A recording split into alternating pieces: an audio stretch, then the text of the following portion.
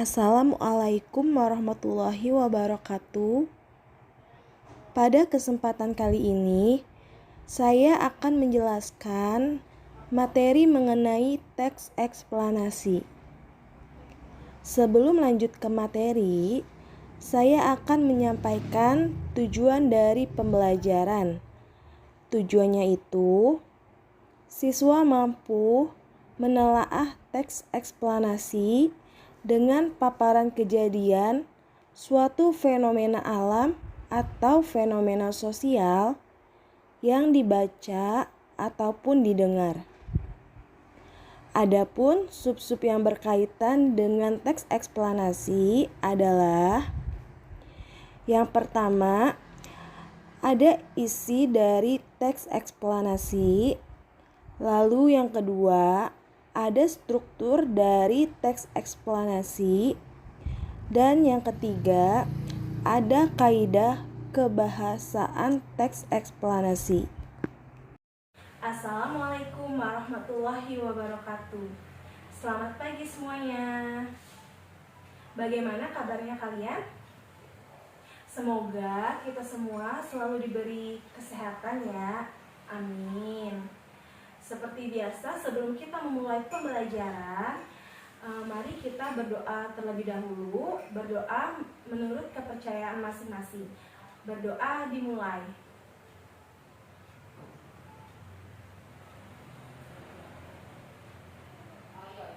Berdoa selesai. Kali ini kita masih membahas tentang teks eksplanasi. Tapi membahasnya itu dari segi isi, struktur, dan kaidah kebahasaan teks eksplanasi. Langsung saja ya. Yang pertama itu ada isi teks eksplanasi. Isi teks eksplanasi ini menjelaskan tentang pertanyaan-pertanyaan. Ada pertanyaan mengapa dan pertanyaan bagaimana.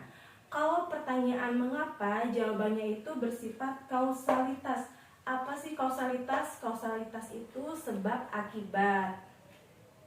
Jadi saat kalian menjawab pertanyaan mengapa pada isi teks eksplanasi ini, maka ditandai dengan adanya kata sebab, karena, akibat, sehingga. Nah, itu merupakan jawaban atas pertanyaan mengapa. Lalu kalau pertanyaan bagaimana, jawabannya itu bersifat kronologis. Apa sih kronologis?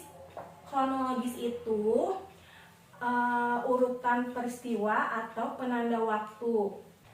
Jadi kalau kalian menjawab pertanyaan bagaimana dari isi teks eksplanasi ini, maka ditandai dengan adanya kata saat, kemudian awalnya. Nah, itu merupakan jawaban atas pertanyaan bagaimana.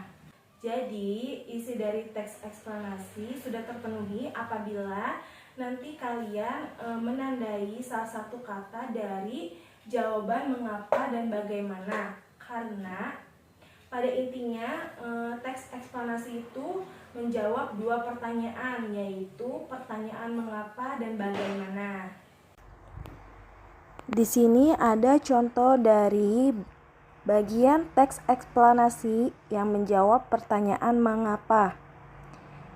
Contoh teksnya itu, pembentukan dan pengawetan suatu fosil mensyaratkan bahwa beberapa struktur terbenam dalam keadaan yang akan dapat memperlambat pembusukan. Fosil yang ditemukan biasanya tidak selalu utuh. Hal ini disebabkan oleh beberapa faktor, seperti aktivitas organisme penguraian, aktivitas geologis kulit bumi, pelapukan oleh cuaca dan air, dan dimakan oleh organisme lain. Fosil yang utuh dan lengkap biasanya terawetkan dalam salju atau karena termineralisasi. Fosil yang berupa jejak dapat merupakan tapak kaki, tangan, dan daun tumbuhan. Coba kita perhatikan yang Ibu beri tanda merah, yang Ibu rubah warnanya menjadi merah. Nah, di sini kita lihat ada kata disebabkan. Kata disebabkan ini merupakan salah satu dari kata kausalitas. Berarti hubungan sebab akibat. Nah, jadi di sini menjawab pertanyaan mengapa? Karena telah ditandai dengan adanya kata disebabkan yang merupakan salah satu dari kausalitas. Bisa dipahami ya. Kita lanjut pada contoh kedua yang akan menjawab pertanyaan bagian bagaimana.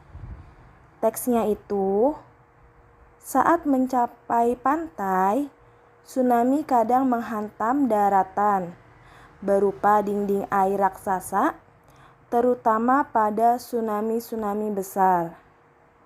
Tetapi bentuk yang lebih umum adalah naiknya permukaan air secara tiba-tiba.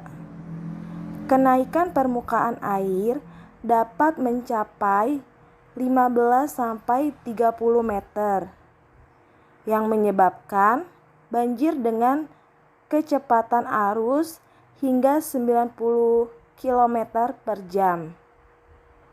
Menjangkau beberapa kilometer dari pantai dan menyebabkan kerusakan dan korban jiwa yang besar. Nah, di sini lihat yang Ibu beri tanda merah. Di sini kita lihat ada kata saat. Nah, saat itu merupakan salah satu sifat dari kronologis. Maka sifat kronologis itu akan menjawab pertanyaan bagaimana. Bisa dipahami ya. Maka di sini adalah teks eksplanasi yang menjawab bagian bagaimana yang ditandai dengan kata saat. Maka ini adalah isi dari teks eksplanasi yang menjawab pertanyaan bagaimana. Bisa dipahami ya. Kemudian teks eksplanasi ini memiliki struktur-struktur. Di antaranya ada identifikasi fenomena, lalu ada rangkaian kejadian, dan ada ulasan. Yang pertama itu identifikasi fenomena. Identifikasi fenomena ini berisi gambaran umum suatu aspek atau peristiwa. Nah, pada bagian ini pembaca dapat mengetahui gambaran awal dari suatu teks. Lalu yang kedua itu ada rangkaian kejadian. Rangkaian kejadian ini biasanya berupa cara-cara atau proses-prosesnya yang biasa dijelaskan dengan cara kausalitas dan kronologis. Dan yang ketiga itu ada ulasan. Ulasan ini berupa komentar atau penilaian tentang suatu kejadian yang dibahas. Atau bisa disebut juga ulasan ini sebagai kesimpulan dari fenomena yang dibahas. Nah, ketiganya ini merupakan struktur dari teks eksplanasi. Contohnya, pada bagian identifikasi fenomena, di sini akan membahas tentang masalah banjir. Lalu judul teks eksplanasinya itu, judulnya terjadinya musibah banjir bandang. Nah, berarti permasalahan yang dipaparkan itu tentang banjir. Sebelum kalian membahas inti dari isi teks eksplanasi, struktur yang pertama adalah identifikasi fenomena. Kalian kenalkan dulu apa masalahnya itu, lalu apa yang disebut dengan banjir. Maka pada bagian identifikasi paragrafnya akan menjelaskan banjir bandang atau air bah adalah banjir besar yang datang secara tiba-tiba. Banjir ini akan menggenangi hingga mengalir deras, sehingga mampu menghanyutkan benda-benda besar seperti kayu, bahkan mobil di sekitar area yang terbanjiri. Nah, itu adalah bagian dari identifikasi fenomena. Jadi, kalian pertama menjelaskan dulu apa yang dimaksud dengan banjir bandang, karena di sini teks eksplanasinya akan menjelaskan mengenai fenomena alam, yaitu banjir bandang. Banjir bandang merupakan fenomena alam atau kejadian alam. Itu adalah bagian dari identifikasi fenomena. Bisa dipahami ya? Struktur selanjutnya yaitu rangkaian kejadian. Di sini ada teksnya itu, banjir bandang terjadi secara tiba-tiba di daerah permukaan rendah yang diakibatkan hujan yang turun terus-menerus. Banjir ini terjadi saat penambahan debit air terhadap tanah di wilayah tersebut yang berlangsung dengan sangat cepat hingga tidak dapat diserap lagi. Namun, bukan hujan deras yang tak kunjung henti saja alasannya. Penyebabnya sangatlah beragam, termasuk tertutupnya area tanah oleh lantai, lalu ada aspal dan rumah-rumah yang dibangun di sekitar. Singkat kata, pembangunan yang tidak memperhatikan keseimbangan alam dapat menjadi penyebabnya juga. Lalu kurangnya daya serap air sangat dipengaruhi oleh lingkungan yang sudah tidak memadai. Air yang tergenang lalu terkumpul di daerah-daerah dengan permukaan rendah dan mengalir dengan cepat ke daerah yang lebih rendah. Akibatnya, segala macam benda yang dilewatinya dikelilingi air secara tiba-tiba. Banjir bandang dapat mengakibatkan kerugian yang sangat besar. Belum lagi, banjir akan menghambat aktivitas warga yang terimbas. Coba sekarang perhatikan yang Ibu beri tanda merah ini. Di sini kita lihat, di sini ada penyebab dari banjir.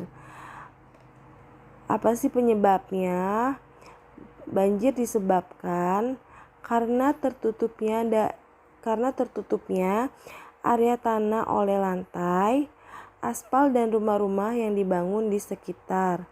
Lalu, pembangunan yang tidak memperhatikan keseimbangan alam dan kurangnya daya serap air yang sangat mempengaruhi oleh lingkungan yang sudah tidak memadai. Nah, itu merupakan sebab dari banjir. Lalu kemudian di sini juga ada akibat dari banjir. Akibat dari banjir itu mengakibatkan kerugian yang sangat besar. Salah satunya dapat menghambat aktivitas warga. Nah, jadi ini contoh dari rangkaian kejadian kausalitas. Karena di sini menjelaskan sebab akibat dari banjir. Kita lanjut pada contoh struktur bagian ulasan. Menanggulangi banjir adalah hal yang terpaksa dilakukan, namun mencegahnya adalah suatu kewajiban yang harus dilakukan. Alasan banjir bandang yang paling sering terjadi adalah akibat dari meluapnya air sungai yang sudah tidak dapat mengalir dengan cepat karena terhambat oleh sampah, sehingga mari kita disiplin untuk tidak membuang sampah ke sungai. Nah, ini termasuk ke dalam contoh dari ulasan. Kemudian kaidah kebahasaan teks eksplanasi. Ya, ada dua, yang pertama itu menggunakan konjungsi kausalitas dan menggunakan konjungsi kronologis. Yang pertama menggunakan konjungsi kausalitas ini konjungsi yang menandai adanya hubungan sebab akibat. Ingat ya, kalau kausalitas itu sebab akibat.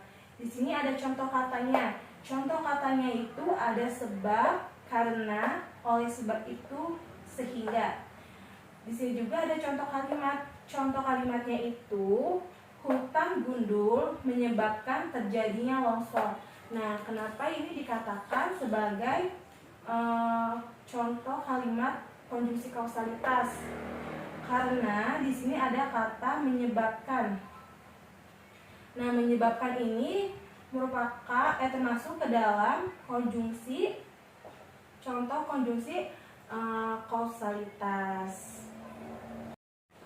Kemudian kaidah kebahasaan yang kedua itu menggunakan konjungsi kronologis. Menggunakan konjungsi kronologis ini konjungsi yang menunjukkan adanya hubungan waktu. Ingat ya, kalau kausalitas itu sebab akibat, sedangkan kalau kronologis itu penanda waktu atau urutan peristiwa. Di sini ada contoh kata dari konjungsi kronologis. Contoh katanya itu ada lalu, setelah itu, pada akhirnya, dan kemudian. Lalu contoh kalimatnya itu sepanjang pagi sampai sore hujan turun sangat deras. Kemudian malam hari terjadi longsor. Nah, ini kenapa dikatakan sebagai konjungsi kronologis? Karena di sini ada kata kemudian. Kata kemudian itu termasuk ke dalam contoh dari konjungsi kronologis. Nah, itulah tadi penjelasan mengenai isi, struktur, dan kaidah kebahasaan teks eksplanasi. Kemudian lanjut, kita sekarang ke latihan atau tugas yang harus kalian kerjakan. Langsung saja, tugasnya itu yang pertama, silakan kalian baca atau cari teks eksplanasi dari berbagai sumber, entah itu dari koran, dari majalah, atau internet juga boleh, bebas dari berbagai sumber. Lalu setelah kalian dapat, kalian diskusikan bersama dengan teman sebangku kalian mengenai bagian-bagian dari struktur dan kebahasaan teks eksplanasi. Setelah itu kalian sajikan dengan laporan berbentuk seperti ini, atau bisa lebih jelasnya lagi bisa kalian lihat di buku LKS halaman 54.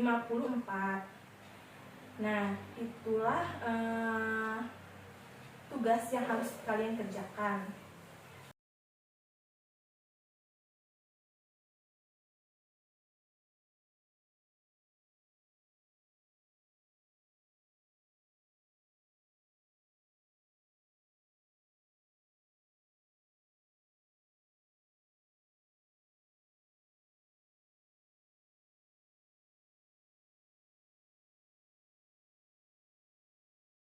Demikian video pembelajaran kali ini. Semoga apa yang telah Ibu sampaikan dapat kalian pahami dengan baik, serta dapat bermanfaat untuk kalian semua. Mohon maaf atas segala kesalahan dan kekurangannya.